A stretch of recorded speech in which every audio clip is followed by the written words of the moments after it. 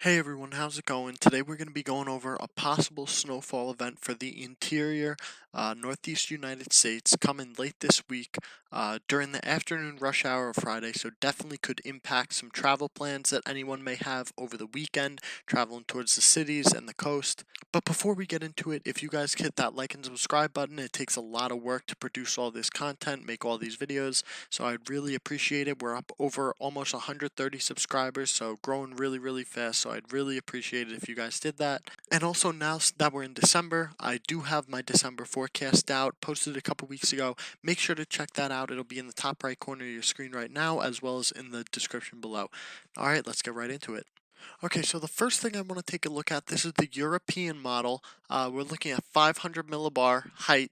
So this is basically just wind energy really high up in the atmosphere. So you can see we have a really potent shortwave diving down from central Canada, central United States into the northeast.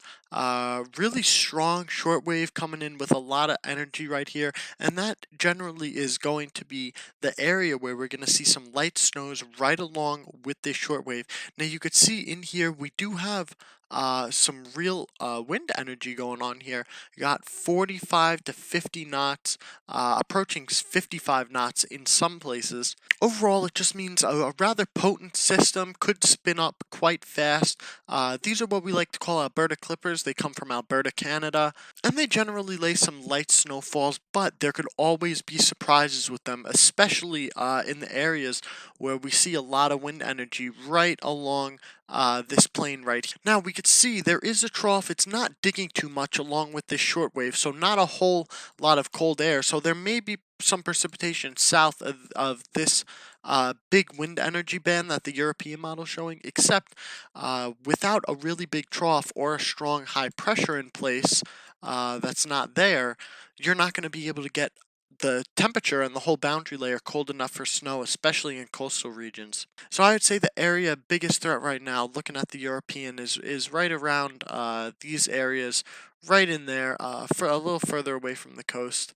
Looks like it'd be a generally light snowfall, but we're going to talk about how we may see some larger totals in a little bit after we go over all the models. Now the next model, GFS, much of the same story. GFS, we're looking at 500 millibar energy right here. Now GFS is a little further south, except you could see it's a little more spread out, a little weaker with this initial shortwave as compared to the European. And we could see if we flip back, this is the European and the GFS. You could see everything is a little bit more north on the GFS and weaker.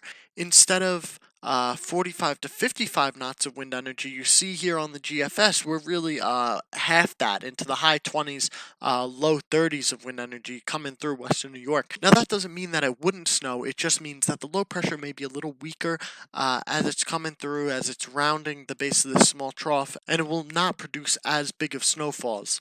Generally, I believe that the European holds a little bit better handle on these systems. Now, the last model I want to go over is the Canadian model, very similar to the European.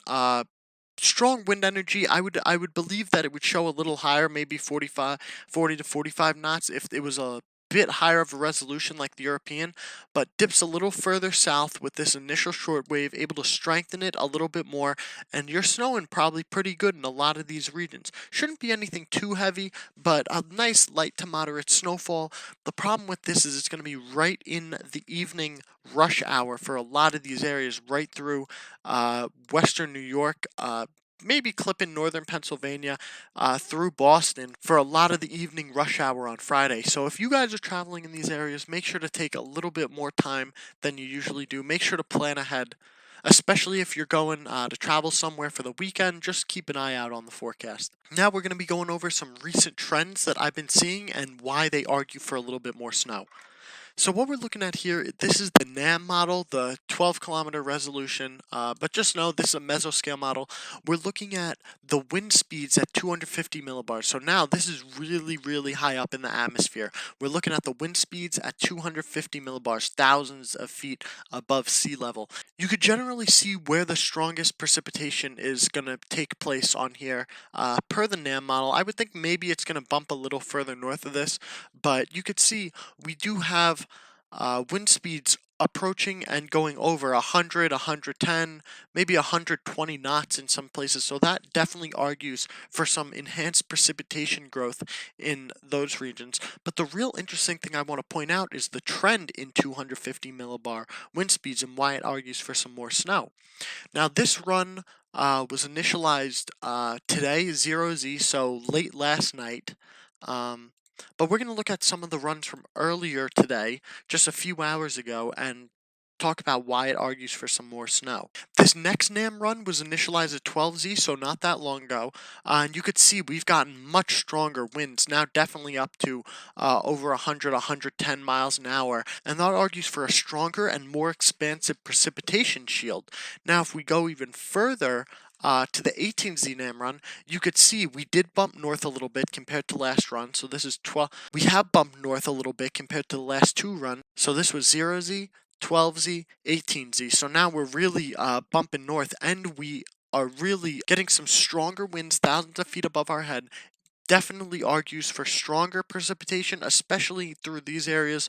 Boston might be on the eastern edge of this, but I would think northern Pennsylvania, much of western New York, Buffalo, Rochester, Syracuse, Oneonta, Albany, right through the New York State Thruway, and parts of western Massachusetts could get hit decently hard by this, and a lot of people are going to get caught off guard. Now, especially if this trend continues, right now I'm thinking just a few inches, but if this trend continues, I could definitely see 3 to 6 inches and somewhere within this area here, as I think the strongest precipitations are going to be just north of the strongest 250 millibar winds. Now, speaking about snowfall totals specifically, we're going to take a look at the European ensembles.